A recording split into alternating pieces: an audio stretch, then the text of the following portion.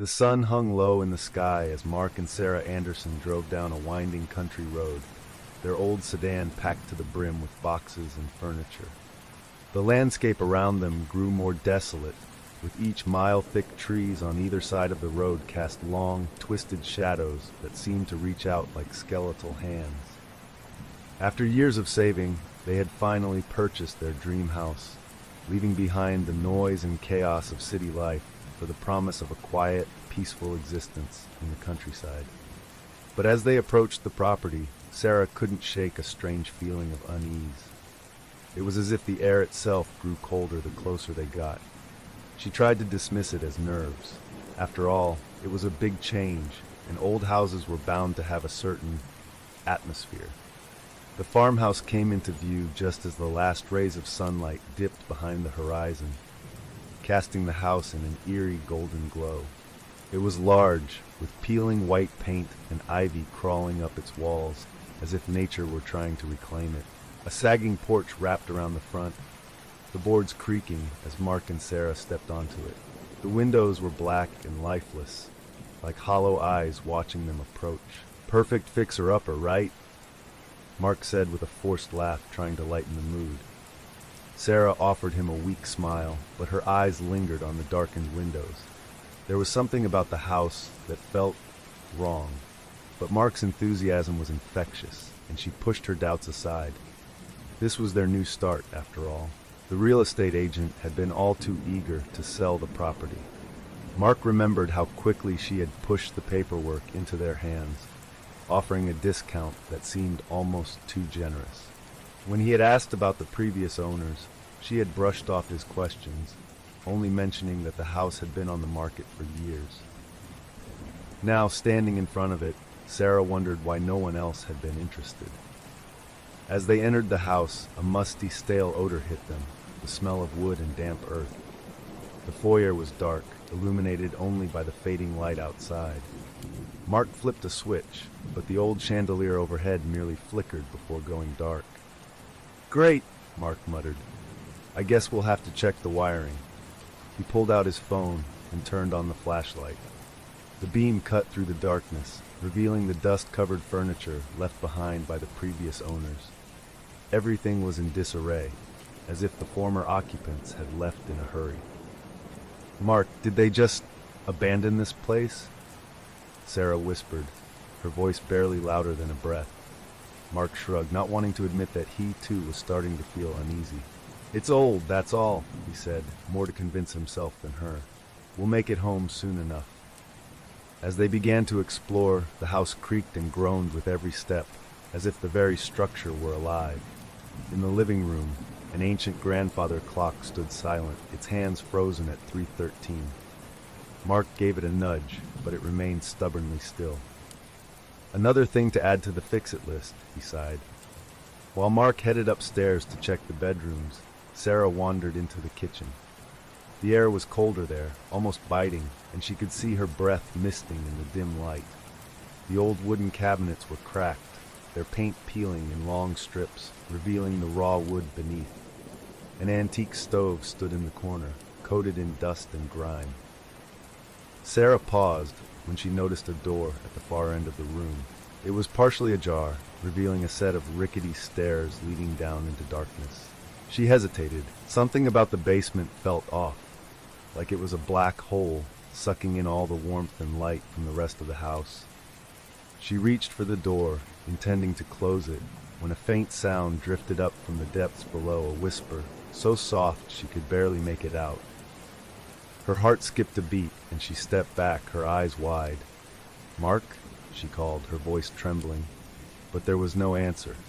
The whispering continued, barely more than a breath, words she couldn't quite understand. Mark returned just as Sarah was backing away from the basement door, his face flushed from excitement. "You've got to see the view from the master bedroom," he said, but then he noticed her pale expression. "Hey, you okay?" Sarah nodded quickly, forcing a smile. "Yeah, just tired," she lied, glancing one last time at the darkened stairwell before closing the door firmly. She tried to ignore the nagging sensation that something had been down there, listening to her. Later that night, After they had finally managed to get the electricity working, they settled into their new bedroom. The house was eerily quiet now, the only sounds being the occasional groan of the old wooden beams adjusting to the cold night air. As Sarah lay in bed, she couldn't help but feel exposed, as if the walls were too thin and the darkness outside too vast. Mark was already snoring softly beside her when she heard it again, the faint, almost imperceptible whispering. This time it was clearer, closer, like it was coming from within the walls themselves. "Mark, wake up," she whispered, shaking him awake. He groggily opened his eyes, blinking in confusion. "What is it?" he asked, half asleep. "Do you hear that?" she insisted. They both went silent, straining to listen. For a moment there was nothing but the sound of their own breathing. Then, ever so faintly, they heard it, a voice whispering words too soft to make out, but with an unmistakable tone of malice. Mark sat up, now fully awake. "It's probably just the wind," he said, though his voice lacked confidence. But as they listened, the whispers grew louder, almost like someone was speaking directly into Sarah's ear. "Get out." The words were so clear, so distinct, that Sarah jumped out of bed, her heart racing. Mark grabbed the flashlight and shone it around the room, but there was nothing there. Just the same, empty room with peeling wallpaper and old furniture. "I don't like this, Mark," Sarah said, her voice shaky. "Something's wrong with this place." Mark tried to reassure her, though he couldn't deny the chill that had settled deep in his bones. "Let's just get some sleep," he said, though neither of them truly believed that sleep would come easily. As they lay back down, the whispering faded, but Sarah couldn't shake the feeling that something was lurking in the darkness, waiting for them to let their guard down. And somewhere in the house, beyond the thin walls and old beams, the night whispered back. The following morning dawned cold and gray, the sun hidden behind a thick layer of clouds that cast a dull, lifeless light over the countryside. Mark was up early, determined to start unpacking, but Sarah awoke with a sense of dread she couldn't quite explain. The events of the previous night had left her rattled, though Mark had brushed it off, insisting that old houses always had their quirks. "It's just the wind, or maybe the house settling," he had said, but Sarah wasn't convinced. The whispers had felt too real, too deliberate. As they made their way downstairs, the house seemed somehow different in the harsh light of day. Still old and neglected, but quieter, as if it were holding its breath. The air was heavy with the scent of damp wood and mold, and Sarah couldn't shake the feeling that the house was watching them. "Coffee?" Mark called from the kitchen. He was trying to keep things normal, trying to act like everything was fine. Sarah nodded, forcing a smile, but her mind was elsewhere. She kept glancing at the door to the basement, remembering the strange whispers that had come from its depths. It was tightly shut now, but she swore she could still feel a cold draft seeping out from underneath. As they sipped their coffee, Mark suggested they explore the rest of the house. "Might as well get to know our new home," he said. Sarah reluctantly agreed, hoping that daylight would dispel the ominous feeling that had hung over her since they arrived. The two of them split up, with Mark heading to the garage, while Sarah decided to tackle the attic. The narrow staircase leading up to the attic was dimly lit, the weak bulb above her flickering as if it might go out at any moment. With every step, the air grew colder, and the old wood creaked ominously beneath her feet. Pushing open the attic door, she was greeted by a cloud of dust that made her cough. The space was cluttered with old, forgotten belongings left behind by the previous owners. Boxes of yellowed newspapers, rusted tools, and faded photographs were scattered haphazardly across the floor. A few pieces of antique furniture stood in the corners, draped in thick sheets that had turned gray with age. As she moved deeper into the attic, something caught her eye. An old full-length mirror standing in the corner, partially covered by a tattered sheet. It was ornate, with a wooden frame intricately carved with strange, almost organic patterns that seemed to writhe and twist like living vines. The glass was covered in a thick layer of dust, obscuring her reflection. Curious, Sarah pulled the sheet away and wiped the glass with her sleeve. revealing her face staring back at her, slightly distorted in the dim light. But as she leaned in closer, something behind her moved. She froze, her breath hitching in her throat. In the reflection, she saw a dark, shadowy figure standing behind her, just barely visible in the gloom. It was tall and gaunt, with eyes like black pits staring directly at her. Her heart pounded as she whipped around to confront the intruder, but there was no one there. The attic was empty. Turning back to the mirror, Sarah's reflection was now alone, her wide eyes staring back at her with a mix of fear and confusion. She took a shaky breath, trying to convince herself it was just her imagination. The house was playing tricks on her. Old wood, dusty air, nothing more. "Sarah, you up there?" Mark's voice called from below, startling her out of her thoughts. She hurried down the stairs, eager to leave the attic behind. "What were you doing up there?" Mark asked as she reached the bottom, noticing the pale look on her face. "Just exploring," she muttered, trying to sound nonchalant. She decided not to mention the figure she had seen. Mark was already convinced that she was being overly dramatic, and she didn't want him to think she was losing it. Later that afternoon, as they were unpacking in the living room, Mark suggested they take a break and walk around the property. "Let's get some fresh air," he said. "Maybe it'll clear our heads." Sarah agreed, hoping that a walk would shake off the eerie feeling that had settled over her. The two of them wandered through the overgrown backyard and into the dense forest that surrounded their property. The air was crisp, the only sound the crunch of leaves beneath their boots. But even here, away from the house, Sarah couldn't shake the feeling that they were being watched. The trees grew denser, their gnarled branches intertwining above like skeletal fingers.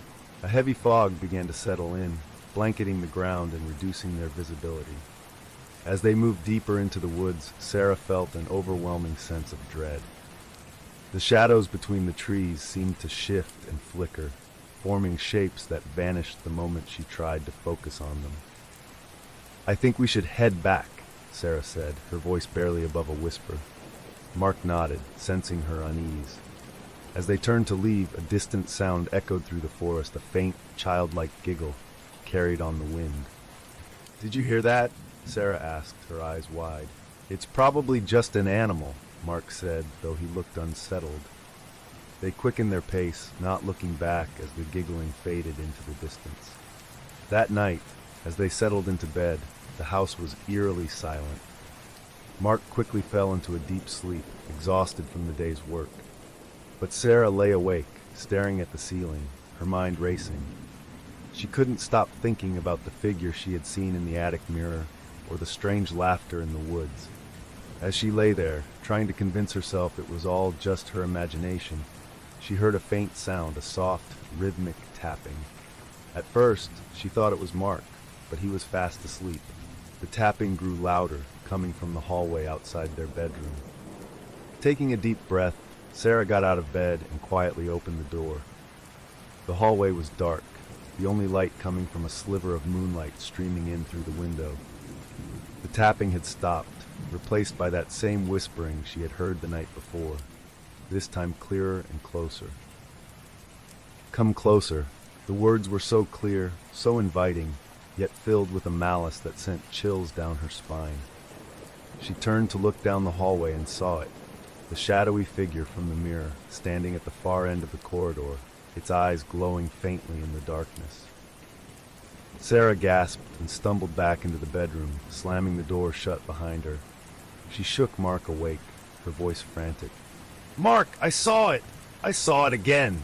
she cried. But when Mark jumped out of bed and threw open the door, the hallway was empty. There was nothing there but darkness, and the faint creak of the old house settling. "You're just tired, Sarah," Mark said, trying to calm her down. But Sarah could see the doubt flicker in his eyes. He had heard the whispers too, even if he refused to admit it. As they lay back down, Sarah couldn't shake the feeling that whatever was in the house wasn't just trying to scare them. It was trying to draw them deeper into its clutches. And this time, it wouldn't let them go so easily. The last thing she saw before falling into a restless sleep was her own reflection in the bedroom mirror, staring back at her with eyes that weren't quite her own. The days dragged on, each one colder and darker than the last. November winds howled through the countryside, rattling the windows of the old farmhouse. Sarah and Mark tried to settle into their new life, but a lingering tension filled the air, a silent understanding between them that neither dared speak aloud. The house was not right. Something was terribly, inexplicably wrong. Mark, ever the pragmatist, threw himself into fixing up the place. He patched the roof, replaced the broken windows, and worked late into the evenings repairing the ancient wiring. But as the days passed, even he couldn't deny that strange things were happening. Sarah noticed it first, objects shifting from where they were left, lights flickering even after being repaired, and the persistent feeling of being watched. One particularly frigid evening, Sarah was sitting in the living room trying to distract herself with a book when she heard it again. The faint tapping, like a finger rapping insistently against wood. She set the book down, her heart racing. Mark was out in the garage working on the generator, so it couldn't be him. The tapping continued, soft but persistent, like something or someone was trying to get her attention. "Hello?" Sarah called out, her voice barely louder than a whisper.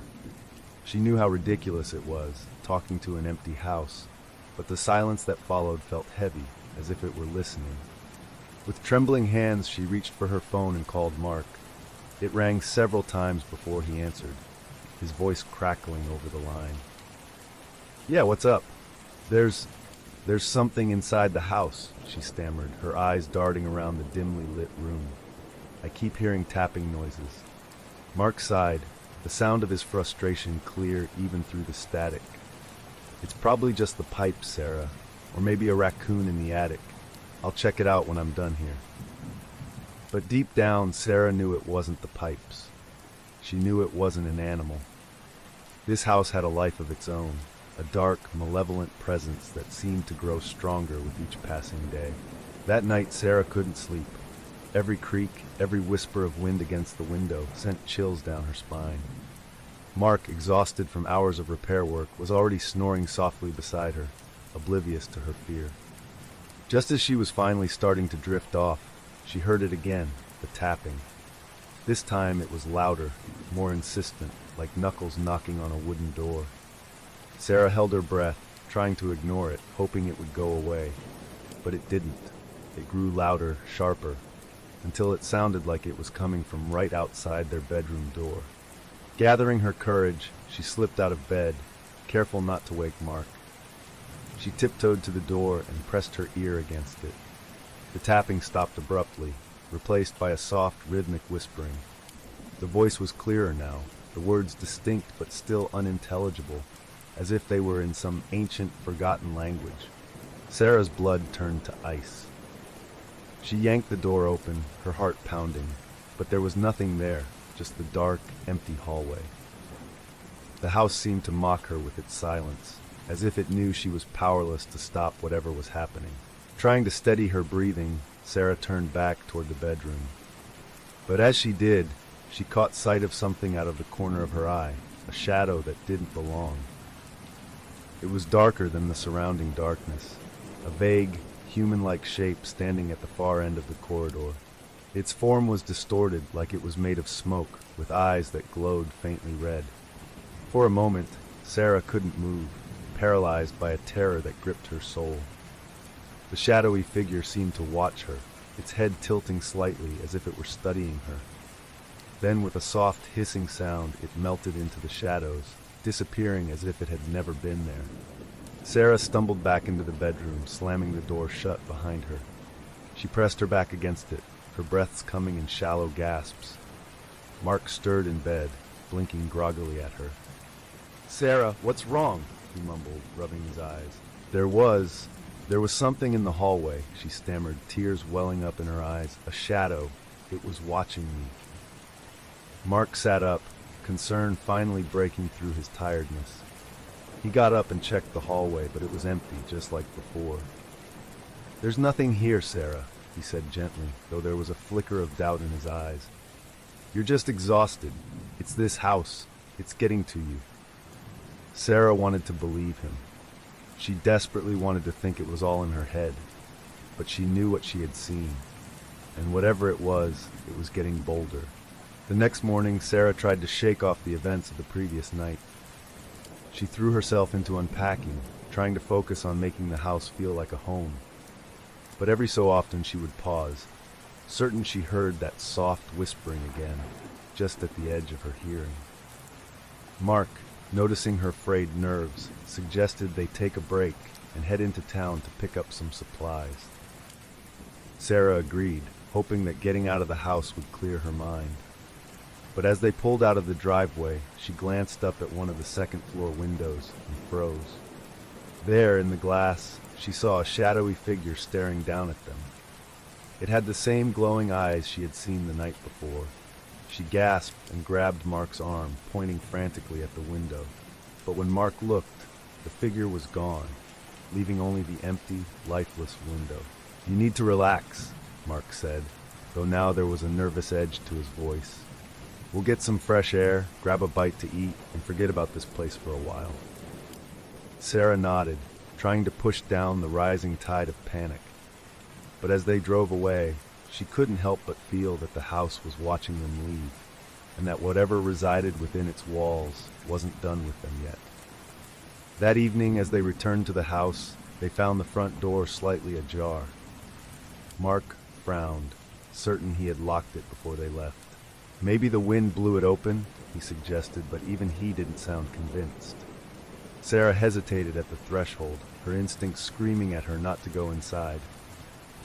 But Mark was already pushing the door open, stepping into the darkened foyer. Sarah reluctantly followed, clutching his arm. The house was darker than usual, the light bulbs dimming as if drained of power. As they made their way down the hallway, they saw something that made them both stop in their tracks. A set of muddy footprints, small and childlike, led from the front door straight to the basement door. The door, which they had locked, was now wide open, the darkness within beckoning them like an open mouth. "What the hell?" Mark whispered, his voice barely audible. Sarah's eyes widened in terror. The footprints weren't leading to the basement. They were coming out of it. Before they could react, a cold gust of wind slammed the basement door shut with a deafening bang, plunging the house into an unnatural silence. The whispers returned, louder this time, coming from all around them, like a chorus of disembodied voices. Sarah turned to Mark, her face pale. "We need to get out of here," she said, her voice barely more than a whisper. But as they turned to leave, the lights flickered, and for a brief moment, the shadowy figure reappeared at the end of the hallway, watching them with those same burning eyes.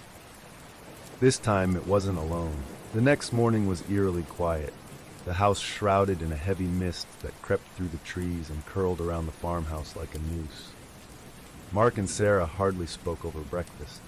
Neither of them wanted to acknowledge what they had seen the night before, the shadowy figure that seemed to multiply in the darkness. Mark, always the rational one, was beginning to fray at the edges, and Sarah, exhausted from sleepless nights filled with nightmares, was barely holding it together. After breakfast, Mark decided to busy himself in the garage, claiming he needed to fix the generator. But Sarah knew he just needed to get away from the oppressive atmosphere of the house. As for her, she couldn't stop thinking about those muddy footprints that seemed to emerge from the basement. The thought of going down there alone made her skin crawl, but a part of her knew they had to find answers if they were ever going to reclaim their lives. Steeling herself, she grabbed a flashlight and reluctantly approached the basement door.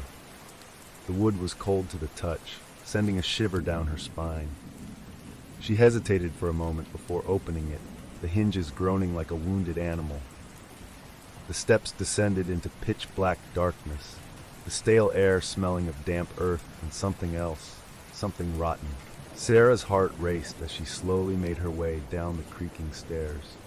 The darkness seemed to swallow the beam of her flashlight, creating a tunnel of dim light that barely penetrated the gloom. At the bottom, the basement was cluttered with old furniture draped in cobwebs, rusted tools, and broken crates. The air was so cold that she could see her breath misting in front of her face. She was about to turn back when something caught her eye, a faint glint coming from a corner of the room.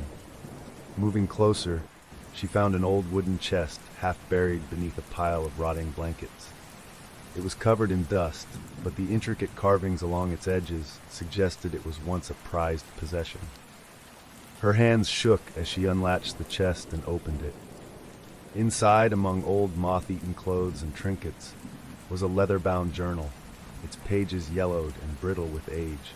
The name Jonathan Mercer was scrawled on the cover in faded ink. Sarah's pulse quickened. She recognized the name. It was the same as the previous owner of the house, the one the real estate agent had been so reluctant to talk about. Taking the journal upstairs, she settled into the living room, the dim daylight filtering weakly through the dirty windows. Mark was still outside, so she had some time alone to investigate. As she opened the journal, a thick, musty smell filled the air, as if it had been locked away for decades. The first few entries were mundane, detailing the joys of moving into the house, much like their own experience. But as Sarah turned the pages, the tone grew darker, more frantic. Jonathan's neat handwriting became more erratic, the words sprawling across the pages as if he had been writing in a frenzy. November 15th, 1967. The house is not as it seems. At night, I hear voices whispering from the walls, telling me things I do not wish to hear. At first, I thought it was the wind, but the voices, they know my name. Sarah's hands trembled as she read on. The entries became increasingly disjointed, filled with paranoid ramblings about shadows that moved on their own, eyes watching him from the darkness, and the sense that the house was alive, feeding off his fear. December 2nd, 1967. I made a terrible mistake. I thought I could contain it. But the mirror is the key. It sees into the darkness, but the darkness also sees through it. I must destroy it, but it won't let me. Sarah's breath caught in her throat. The mirror. The same mirror she had found in the attic, the one she had cleaned and brought into their bedroom. The journal described strange rituals and symbols Jonathan had tried to use to ward off whatever had taken root in the hoe, but none of it had worked. The last entry was scrawled in a hurried, almost illegible hand. December 18th, 1967. It's too late. The house, it wants me. It won't let me leave. I can hear them children's laughter, but there are no children here, only shadows. If anyone finds this, know that it is already too late for you. Once you hear the whispers, once you see the shadows, it has you. Sarah slammed the journal shut, her heart racing. A cold sweat had broken out on her forehead. She glanced nervously around the living room, half expecting to see something lurking in the shadows. But there was only the silence, heavy and suffocating, pressing in on her like a weight. Just then, the front door banged open, and Mark rushed in, his face pale and drawn. "Sarah, we need to leave now," he said, his voice shaking. "What, why?" she asked, still clutching the journal. "I found something in the garage," he said, running a hand through his hair, his eyes darting toward the basement door. An old crate full of photographs. They're us, Sarah. Pictures of us from the day we moved in." "What are you talking about?" Sarah whispered, her stomach churning with dread. Mark shoved a handful of faded photographs into her hands. The edges were frayed, the colors washed out, but there was no mistaking it. There they were, captured in various moments since they had arrived at the house. Mark unloading boxes, Sarah cleaning the dusty windows, both of them sitting on the porch. The problem was, they had never taken any of these photos. How is this possible?" Sarah stammered, her mind reeling. "I don't know," Mark said, his voice cracking. "But whoever or whatever took these pictures, they've been watching us since we got here." The room seemed to grow colder, and suddenly the lights flickered. The air became heavy with that same, all-too-familiar whispering. But this time, the words were clear, piercing through the silence. "You shouldn't have come back." A cold breeze swept through the room, sending the journal's pages fluttering wildly. The basement door creaked open on its own, revealing the pitch-black maw that seemed to beckon them closer. "We need to leave, Sarah," Mark said, grabbing her arm. "Now." But as they turned to flee, the front door slammed shut with a deafening bang, the locks clicking into place. The house shuddered, as if coming to life, the whispers rising to a crescendo. The windows rattled, and the ground beneath their feet seemed to tremble. Sarah clutched the journal to her chest as she and Mark backed into the living room. The shadows along the walls began to move, twisting and writhing, taking on vague human shapes. Those same glowing eyes she had seen before appeared in the darkness, now multiplied by the dozens. The whispers became a chant, a single word repeated over and over again: "Stay, stay, stay." The shadows began to close in, surrounding them. Mark gripped Sarah's hand, his face pale with terror. "What do we do?" he shouted over the rising cacophony. Sarah's mind raced. The journal had mentioned something about the mirror, that it was the key. But was it the key to escape, or to something far worse? "We need to get to the attic," she said, her voice trembling. "The mirror, it's connected to all of this." But as they turned toward the staircase, a figure stepped out from the shadows, blocking their path. It was the same gaunt, shadowy man with glowing red eyes. This time his face was clearer, twisted into a sinister grin that sent ice down Sarah's spine.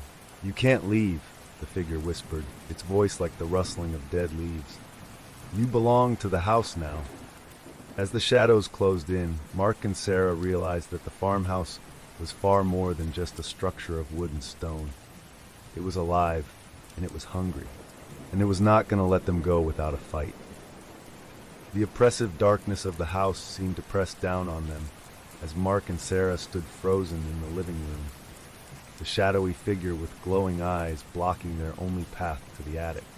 The whispers around them intensified, a cacophony of sinister voices rising and falling like the tide.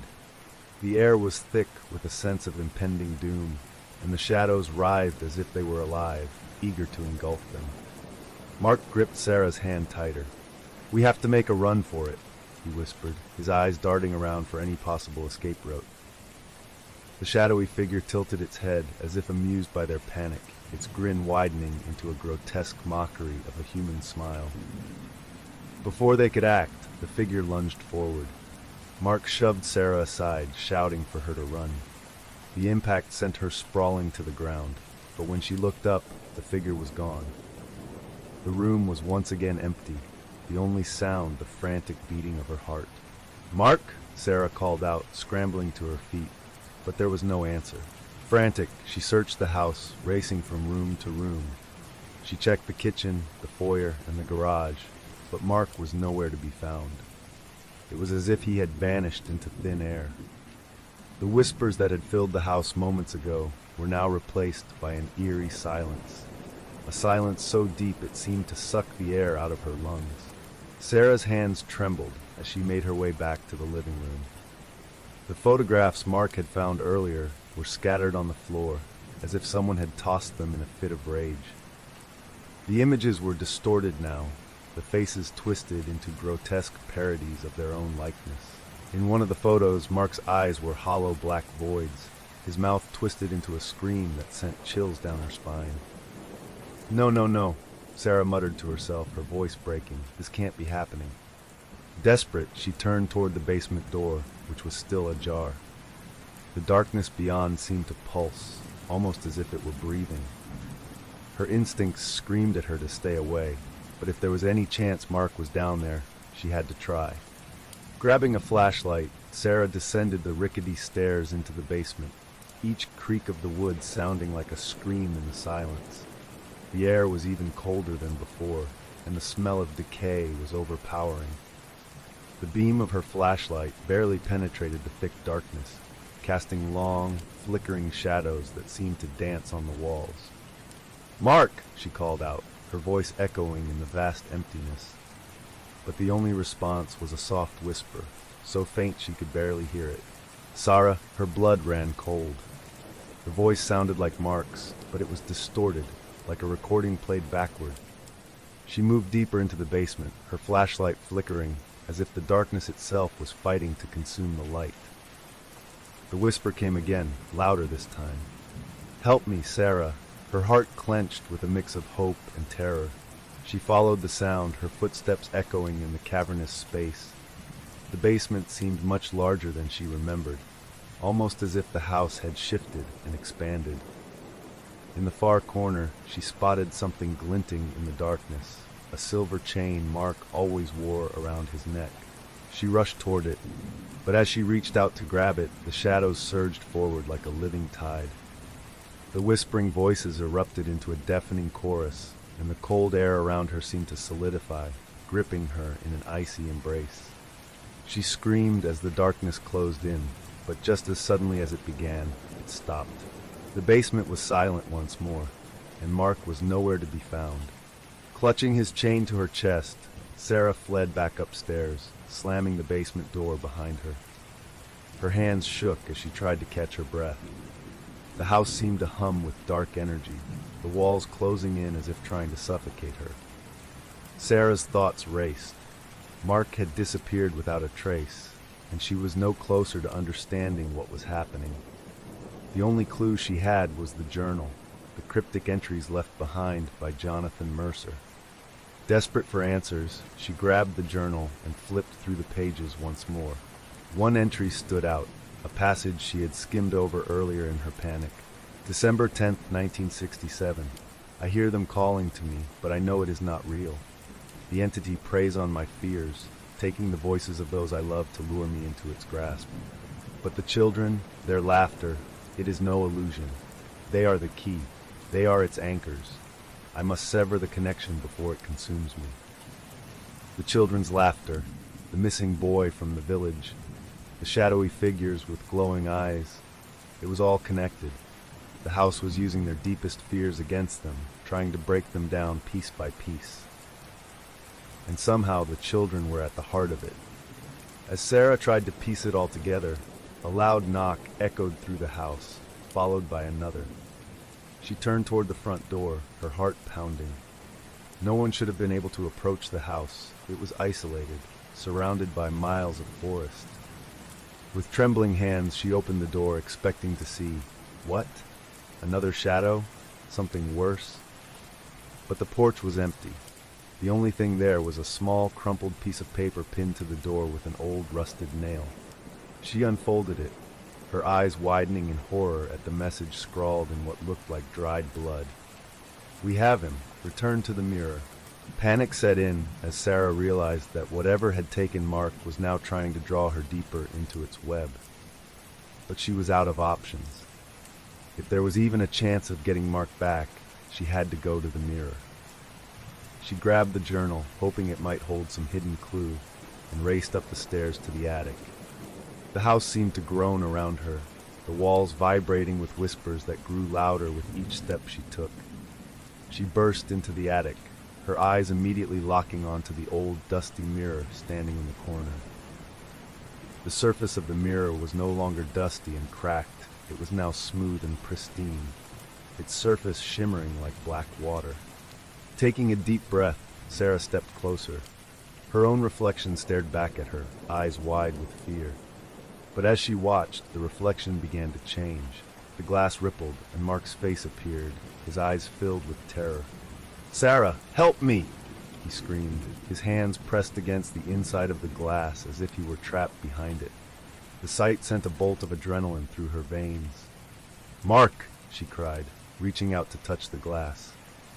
But the moment her fingers brushed the surface, it felt like ice, and the room around her seemed to dissolve.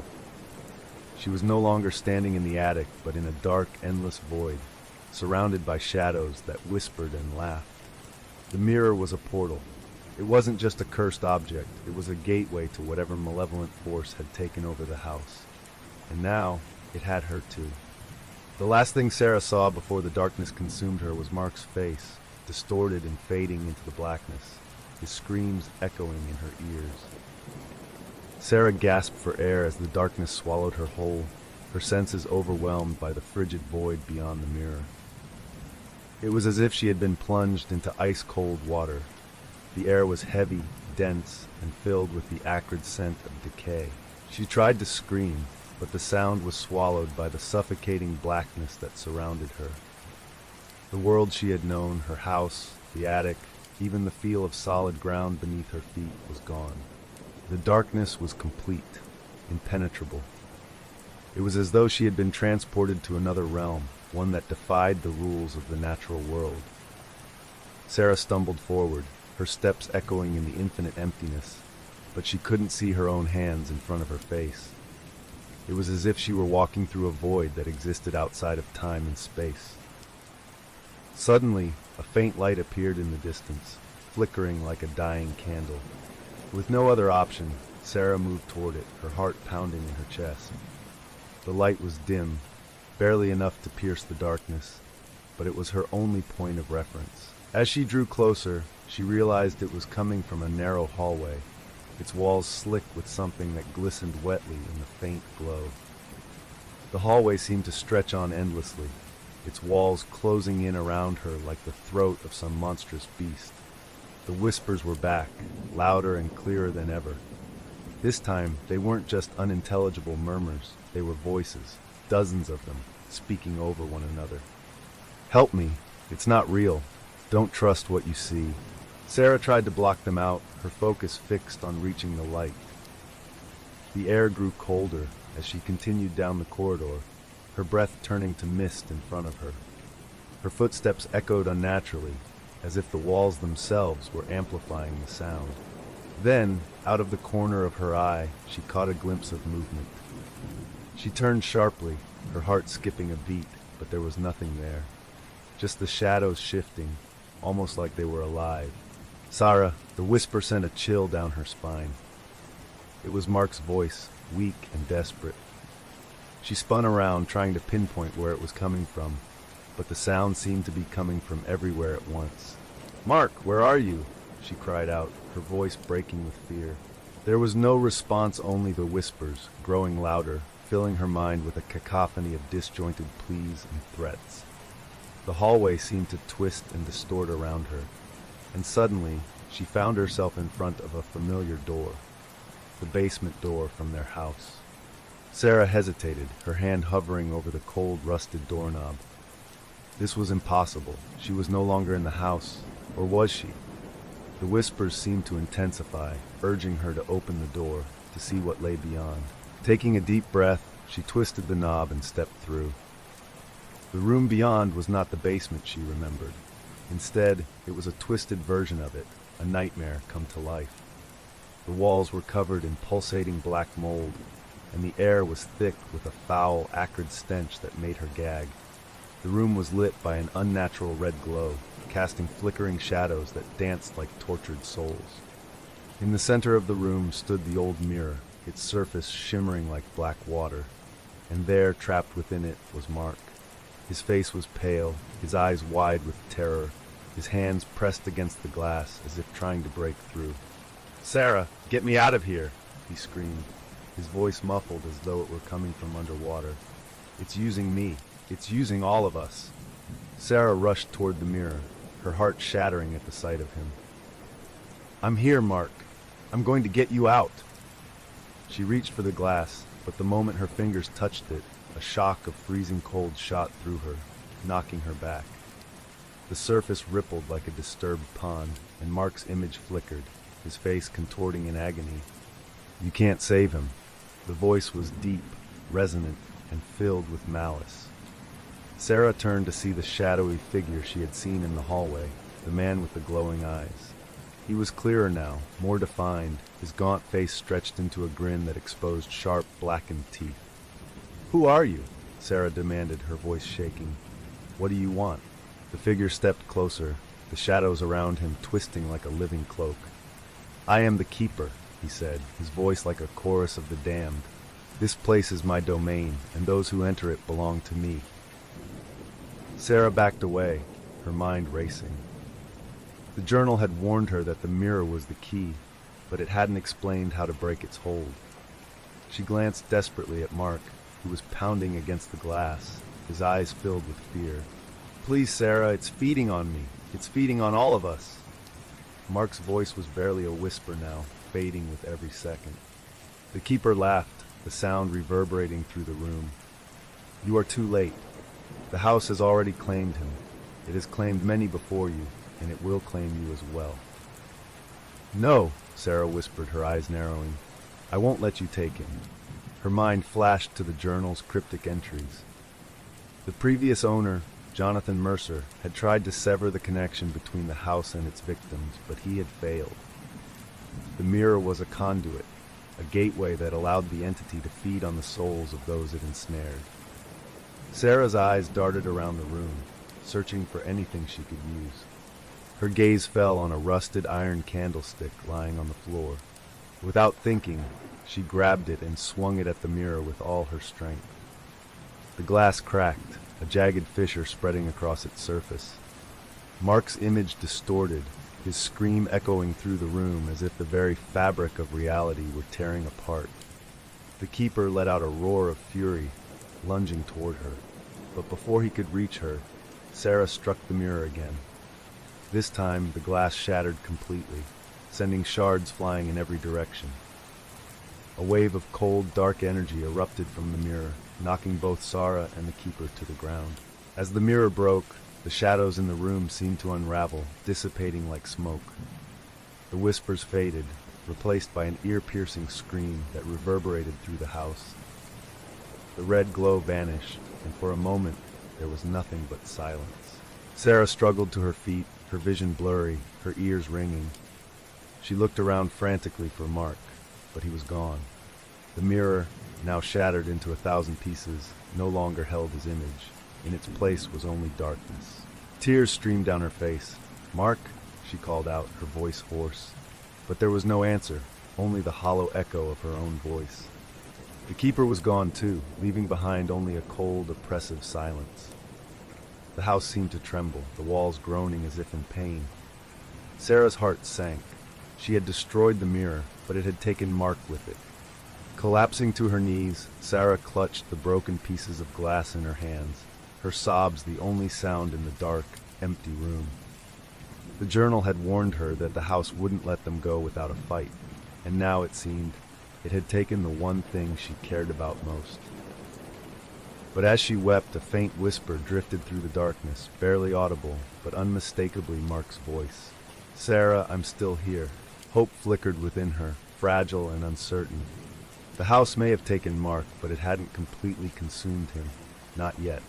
Sarah wiped the tears from her eyes, her jaw tightening with resolve. If the mirror was only one piece of the puzzle, there had to be another way to break the house's hold. She wasn't going to leave without him. For Mark and for herself, she would venture deeper into the darkness. The house had fallen into an eerie silence, the kind that presses against your eardrums and makes your own breathing sound too loud. The shattered remains of the mirror lay scattered across the floor, glinting like jagged teeth in the faint light. But even though the mirror was destroyed, Mark's whisper had been unmistakable. He was still trapped somewhere within this twisted nightmare. Sarah staggered to her feet, her body aching from the blast that had knocked her down. She was exhausted, her mind reeling from the relentless assault of fear and darkness.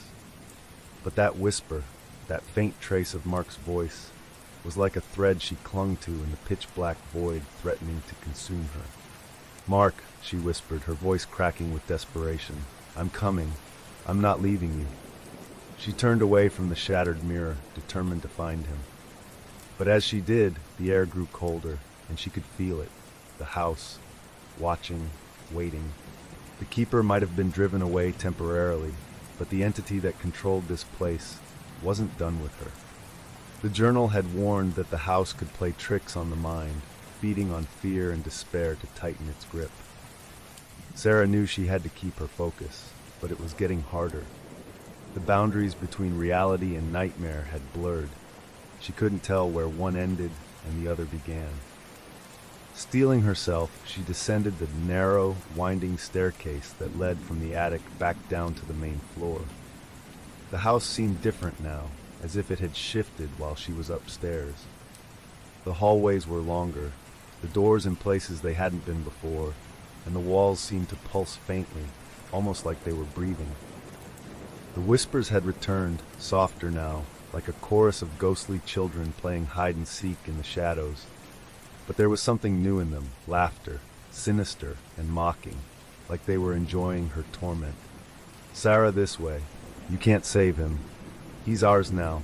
Sarah fought back a sob, her resolve faltering, but she forced herself to focus. She couldn't afford to fall apart, not when Mark's life was hanging in the balance. She turned a corner and found herself in the hallway leading to their bedroom. The door at the end was slightly ajar, and a soft light flickered from within. Pushing the door open, Sarah stepped into the room that had once been a place of comfort and rest.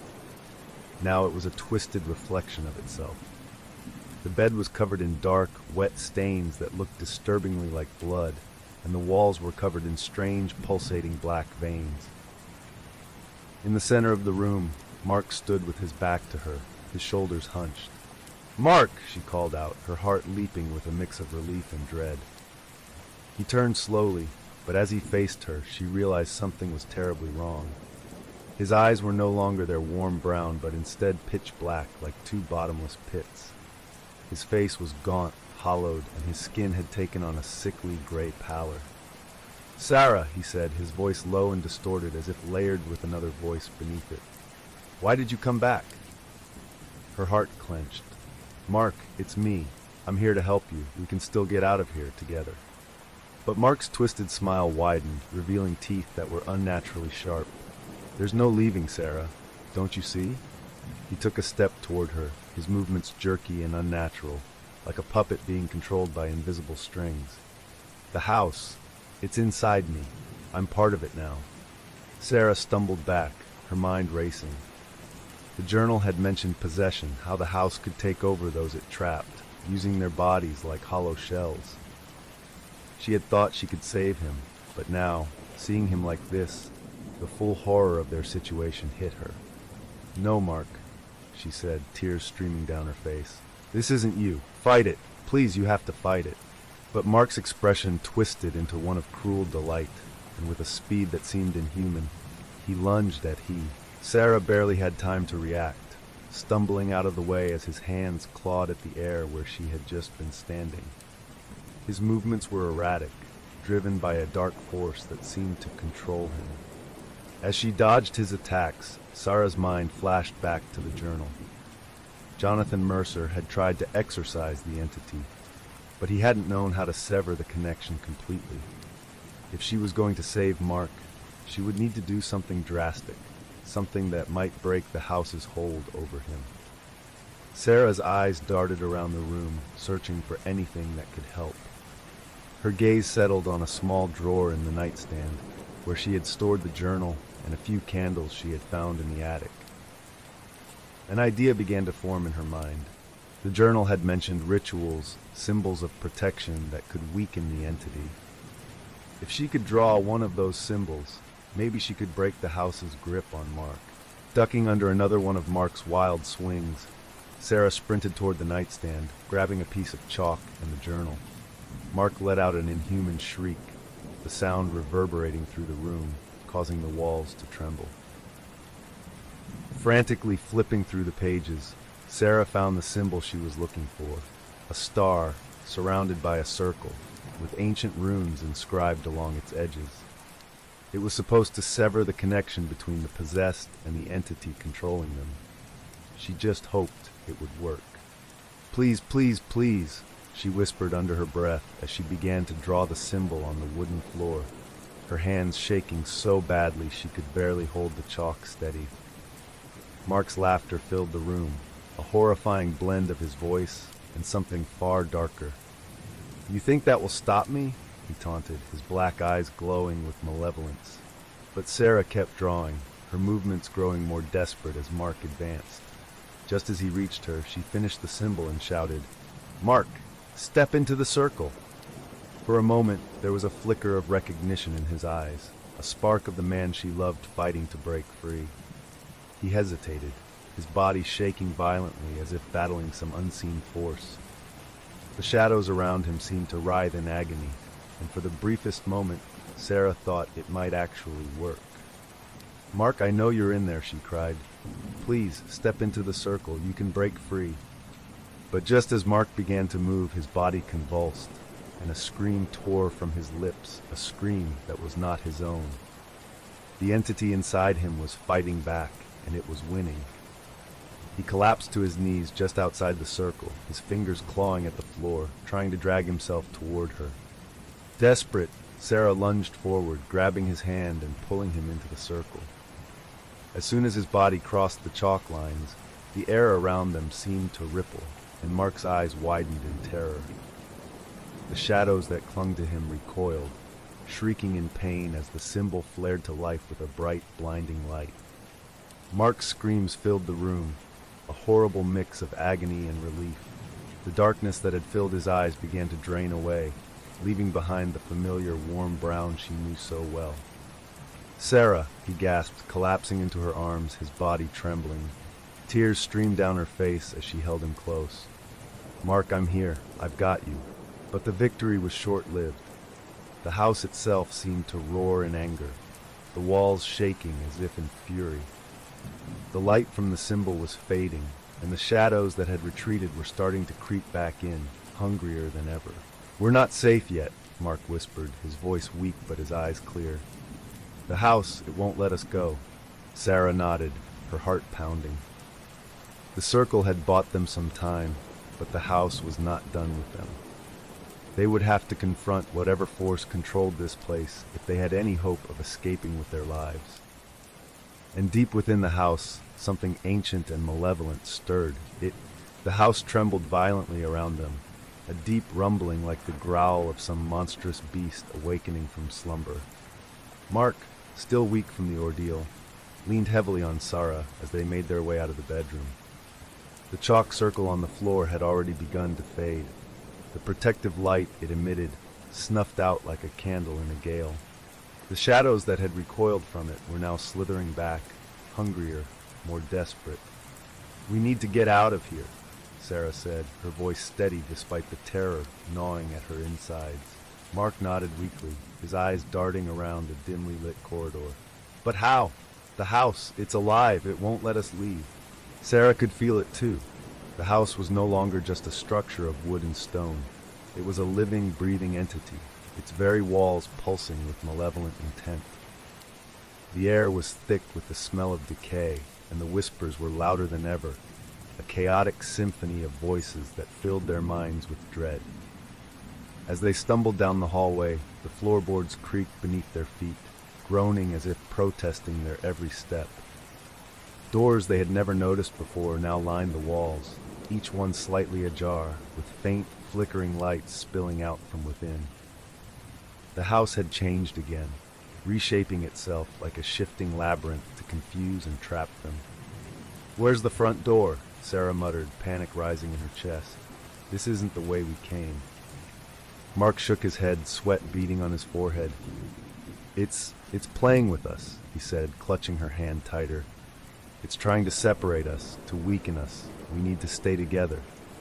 The realization hit Sarah like a punch to the gut. The house was manipulating their senses, twisting reality to keep them lost and afraid. Every time they thought they were heading in the right direction, they would turn a corner and find themselves back where they started. "Maybe we can force our way out through the basement," Mark suggested, his voice strained. "The entity seems to be centered there. If we can destroy whatever it's using to anchor itself, we might break its hold." Sarah hesitated. The basement was where it all began, the whispers, the shadows, the feeling of being watched. But if Mark was right, it might be their only chance. "Okay," she agreed, swallowing her fear. "Let's do it." They made their way down the twisting hallways, the whispers growing louder, more insistent. The house seemed to react to their decision, the walls closing in, the floor beneath them shifting as if trying to swallow them whole. But they pressed on, determined to reach the basement. As they descended the staircase, the temperature plummeted, their breath visible in the freezing air. When they reached the door to the basement, Sarah hesitated, her hand hovering over the cold brass doorknob. The memories of the shadowy figures, the suffocating darkness, and the strange, childlike laughter that had haunted her dreams flooded back. Mark touched her arm gently. We have to do this, Sarah. We can't let it win. Nodding, she took a deep breath and yanked the door open. A blast of cold air hit them like a wall, carrying with it the stench of rot and mildew. The stairs leading down into the basement seemed longer than before, twisting into a black void that swallowed the light from their flashlight. The basement had transformed. Gone were the piles of old furniture and forgotten belongings. Now the walls were covered in strange, pulsating veins that seemed to throb in time with a low, rhythmic beat, like the heartbeat of some colossal beast. The ground was slick with a black, oily substance that clung to their shoes, making each step treacherous. At the far end of the basement they could see it, a grotesque, ancient altar carved from dark stone, covered in runes that glowed with an eerie, otherworldly light. Above the altar hung a massive mirror, larger and more ornate than the one Sarah had destroyed in the attic. This one was cracked but still intact, its surface shimmering like black water. It was from this mirror that the whispers seemed to emanate, filling the air with a chorus of voices, pleading, laughing, screaming. "This must be it," Mark whispered, his voice barely audible over the cacophony. "This is where it's anchored, the house, the entity, it's feeding off this." As they approached, the shadows on the walls seemed to move independently, detaching from the surfaces and writhing like serpents. The air grew thicker, colder, pressing in on them from all sides. Mark stumbled, falling to one knee, his face contorted in pain. "What's wrong?" Sarah asked, dropping to his side. "It's trying to get back in," Mark gasped, clutching his head. "It's trying to take control again." Panic surged through Sarah, but she couldn't afford to lose her nerve now. If Mark was right, destroying the mirror might sever the entity's hold on him and on the house itself. But as she turned toward the altar, the air crackled with energy, and the shadows converged, forming into a familiar, nightmarish figure. The keeper emerged from the darkness, his eyes glowing with malevolent glee. "You really think you can stop me?" he hissed, his voice a sickening blend of every whisper Sarah had ever heard. "The house belongs to me.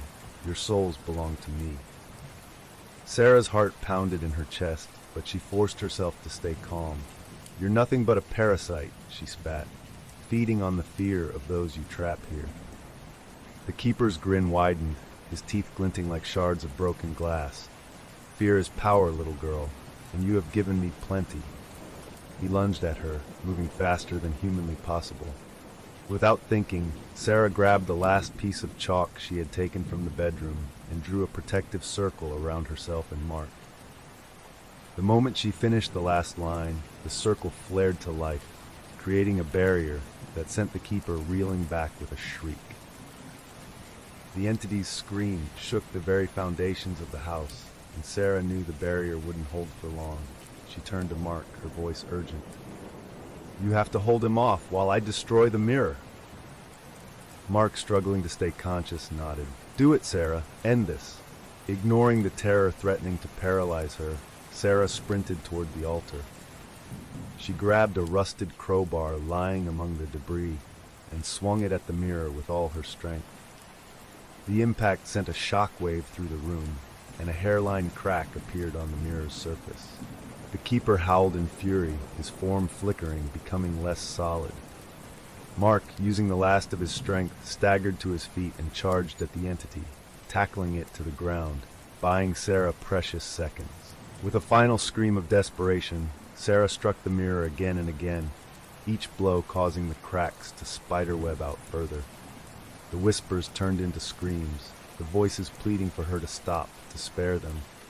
But she knew it was a trick, another attempt to manipulate her. With one last swing, the mirror shattered into 1,000 pieces. A surge of cold, dark energy erupted from it, knocking her to the ground. The shadows that filled the room screamed as they were sucked back into the shattered remains of the mirror, like smoke drawn into a vortex. The house shook violently, the walls cracking, dust and debris raining down from above. The altar crumbled and the veins on the walls began to shrivel and blacken. The oppressive atmosphere that had suffocated them for days lifted, like a storm breaking after endless rain. Mark collapsed to the floor, gasping for breath. Did we do it?" he asked, his voice barely more than a whisper. Sarah crawled over to him, tears streaming down her face. "I think so," she said, her voice choked with relief. "I think we broke its hold." But even as she said the words, a deep, rumbling laugh echoed through the collapsing basement. "You've only delayed the inevitable," the keeper's voice whispered faintly, fading like a ghost on the wind. "The house remembers, and it always hungers." Sarah and Mark pulled each other up, staggering toward the stairs. The house was coming apart around them, but for the first time, they could see a faint glimmer of light daylight streaming in from the entrance. With one last desperate push, they reached the front door. As they burst through it, the house let out one final mournful groan before collapsing in on itself, sending a cloud of dust and debris into the cold November air. The nightmare was over, for now, but as they stood there, breathing in the fresh air for the first time in what felt like an eternity, Sarah couldn't shake the feeling that the house had let them go too easily. And somewhere, deep in the rubble, the whispers began again. The crisp November air felt like a shock to Sarah's lungs as she and Mark stumbled away from the ruined house, gasping for breath. The farmhouse was now nothing more than a pile of broken wood and rubble, a blackened scar against the bleak landscape. The oppressive weight that had hung over them seemed to have lifted, but Sarah couldn't shake the feeling that it was a temporary reprieve. Mark leaned heavily on her, still weak from the possession. His eyes were bloodshot and dark circles shadowed his face. "We did it, right?" he asked, his voice hoarse. "It's over?" Sarah looked back at the house, her stomach churning with doubt. "I don't know," she admitted. "I thought destroying the mirror would be the end, but..." A low, distant rumble seemed to echo beneath the ground, almost imperceptible, like the house's dying breath. But then, everything went still.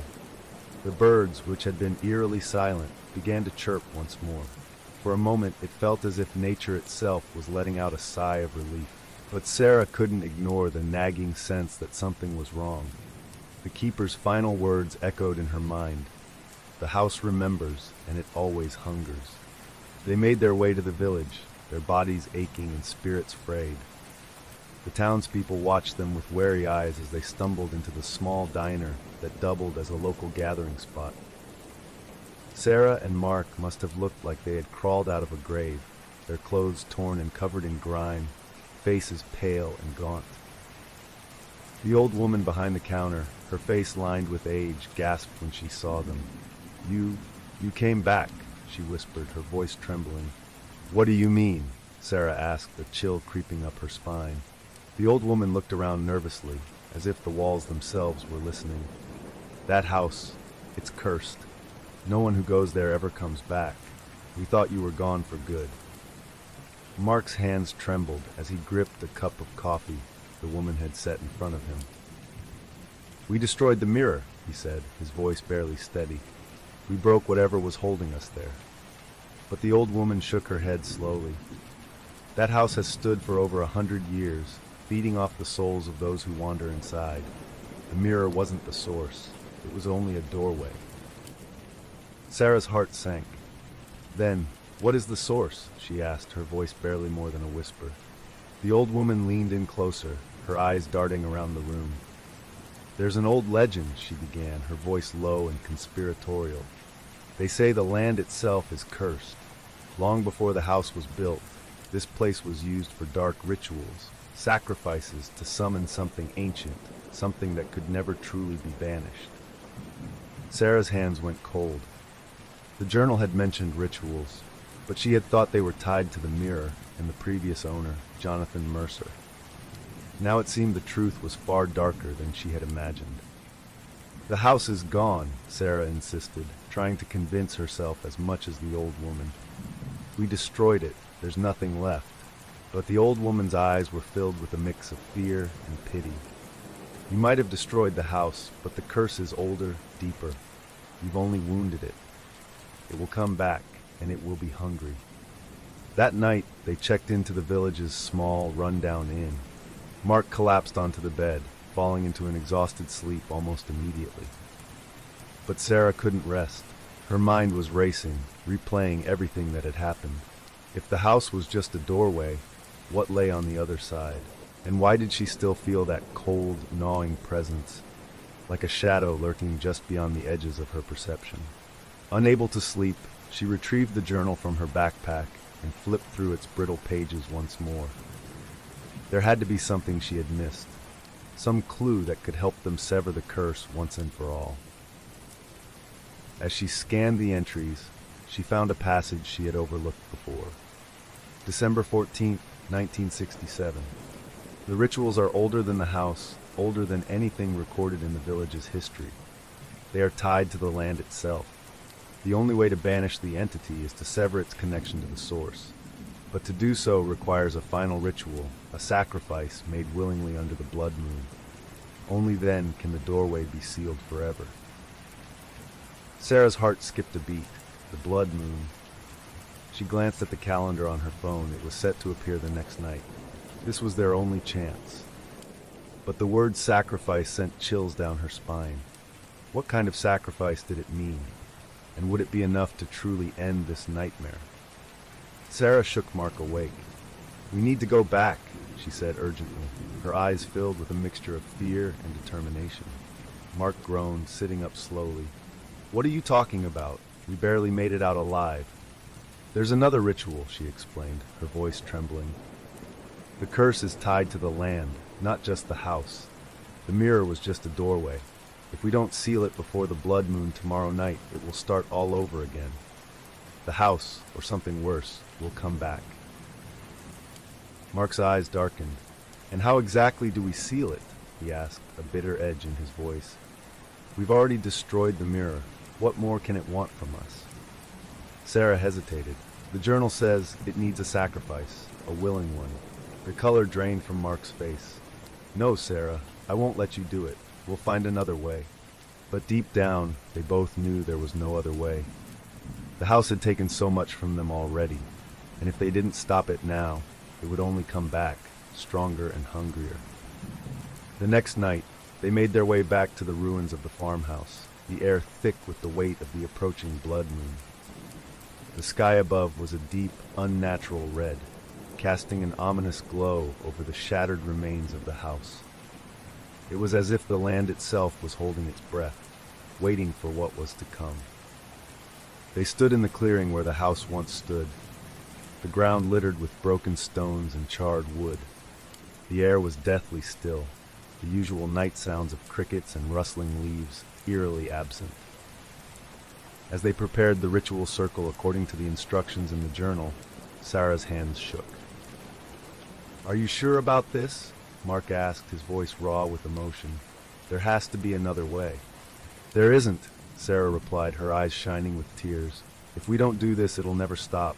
It'll keep taking, keep feeding. We have to end it, Mark, tonight." The ritual required both of them to participate, but it was Sarah who would offer herself as the willing sacrifice. She had made up her mind, if it meant saving Mark, if it meant finally putting an end to the horrors they had endured, it was a price she was willing to pay. As the blood moon reached its peak, the ground beneath them began to tremble. The whispers returned, louder and more desperate, as if the very land were screaming in agony.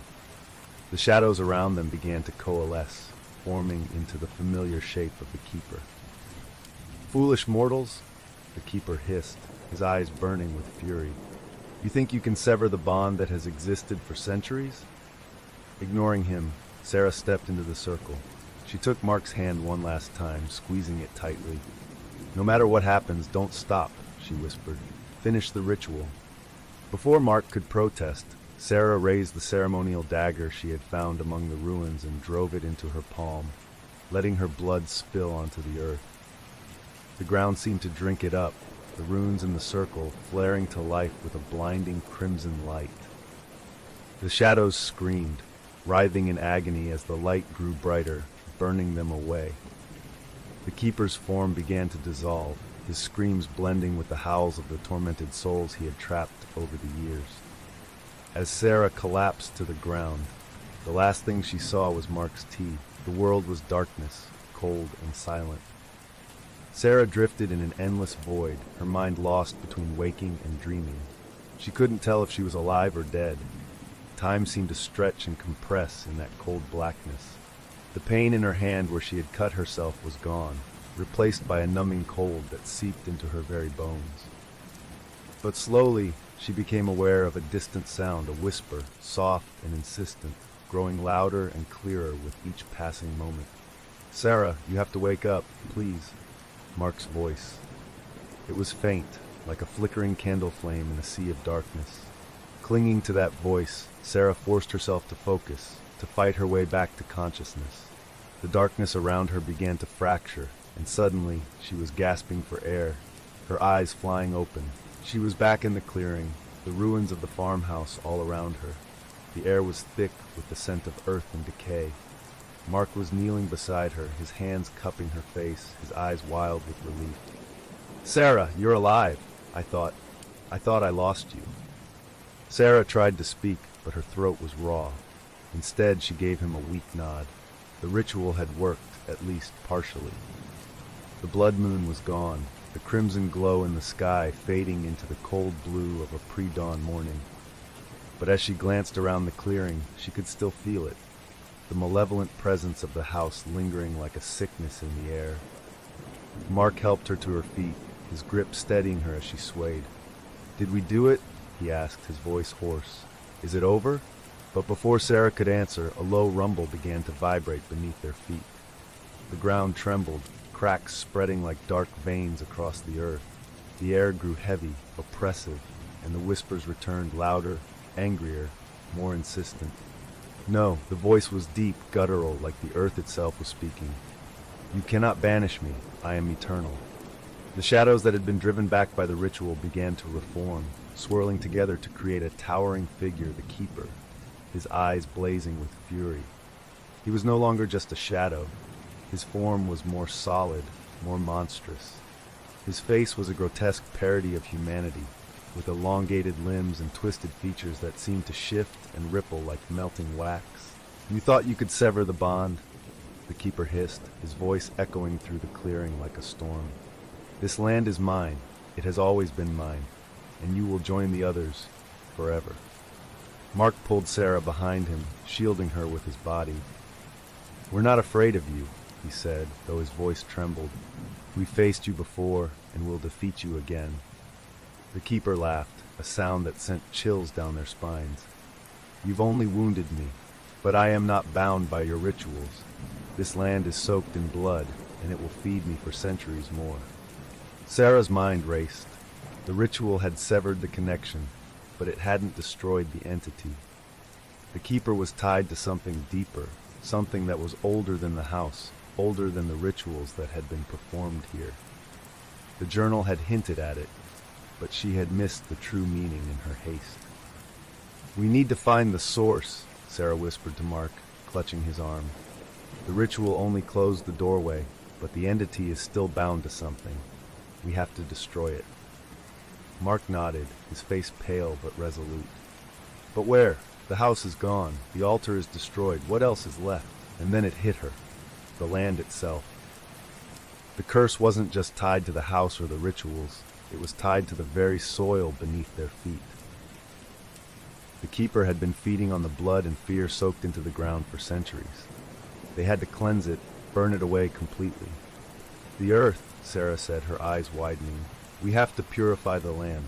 But before they could act, the ground erupted beneath them, sending them flying in opposite directions. The Keeper's form swelled, his shadowy limbs stretching impossibly long, reaching for Sarah. She scrambled to her feet, her mind racing for a solution. In the distance, she spotted a fallen tree branch that had been struck by lightning during the storm the night before. Its end was still smoldering, a faint wisp of smoke rising from it. An idea formed in her mind fire. Fire could purify the ground, could cleanse it of the dark energy that had seeped into it. "Mark!" she shouted, pointing to the smoking branch. "We need fire!" Mark understood immediately. He sprinted toward the branch, grabbing it and rushing back to her. But as he did, the Keeper lunged, his shadowy claws slicing through the air. Sarah screamed, watching as Mark barely dodged the attack, rolling to the side and thrusting the burning branch into the ground where the cracks had appeared. The moment the smoldering wood touched the earth, a searing light erupted from the ground, blinding them both. The keeper let out an ear-piercing scream, his form writhing and distorting as if caught in an invisible fire. The light intensified, spreading through the cracks like wildfire, consuming the shadows and filling the clearing with a brilliant, purifying glow. "Keep going, Mark!" Sarah yelled, grabbing another piece of burning debris and plunging it into the ground. Together they drove the fire into the earth, each strike sending another wave of light through the ground. The keeper's screams grew more desperate, his form flickering like a dying flame. "No, this is my domain. I will not be banished." But Sarah and Mark were relentless. They moved in tandem, driving the fire deeper into the soil, purging the darkness that had taken root there. The ground trembled violently, as if the earth itself was trying to shake them off, but they held their ground. Finally, with one last blinding flash, the shadows exploded outward, disintegrating into nothingness. The ground stopped trembling, and an eerie silence fell over the clearing. The oppressive weight that had lingered for so long was gone, replaced by the soft, soothing sounds of the early morning birds chirping, leaves rustling in a gentle breeze. Sarah collapsed to her knees, tears streaming down her face. It was over. This time it truly was over. Mark dropped beside her, pulling her into a tight embrace. "We did it," he whispered, his voice choked with relief. "We finally did it." As they held each other in the pale light of dawn, they knew the nightmare was finally behind them. The house was gone, the curse lifted, and the land was finally free. But as they stood to leave, a soft, almost imperceptible whisper drifted through the air. "The land remembers, it always remembers." Sarah shivered, but forced herself to walk away, hand in hand with Mark. The entity was gone, its grip on the land broken. But they knew they could never truly escape the memories of what they had endured. For now, the land was at peace. But somewhere deep beneath the soil, the echoes of old rituals and ancient darkness remained, waiting.